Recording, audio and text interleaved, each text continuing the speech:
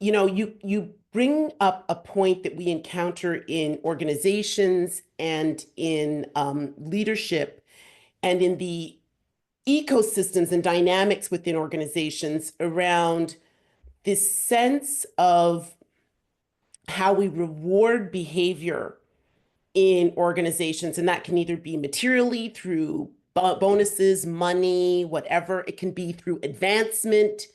It can be through whatever society sort of has put as a label of an indicator of success.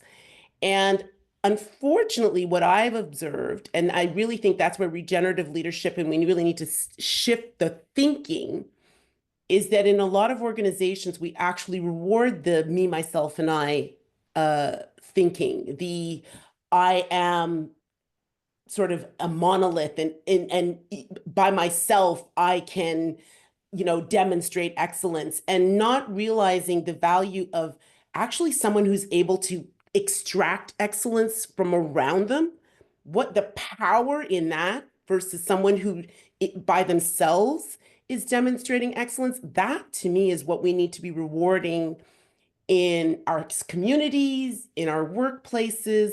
And the upside of that, when I talk about diversity, equity, and inclusion, which have become epithets, I still try to wrap my mind around how something as uplifting as the notion of diversity of thought, diversity, it's what brought us to where we are evolutionarily speaking. Like we've embraced diversity as a strength.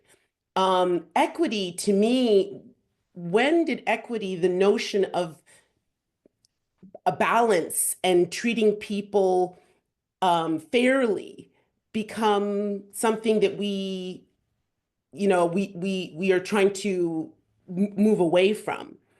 And the notion of inclusion is that safe space to me. That's like what you talked about in terms of that safe space. So to me, what I think we really need to get the conversation around in our workplaces is the upside. There's nothing but upside to this. There's only upside to creating environments where people can bring their best selves. Right. Creating Exactly. environments where there's trust and people are generating ideas and challenging what you're thinking. The end result is always better, in my opinion.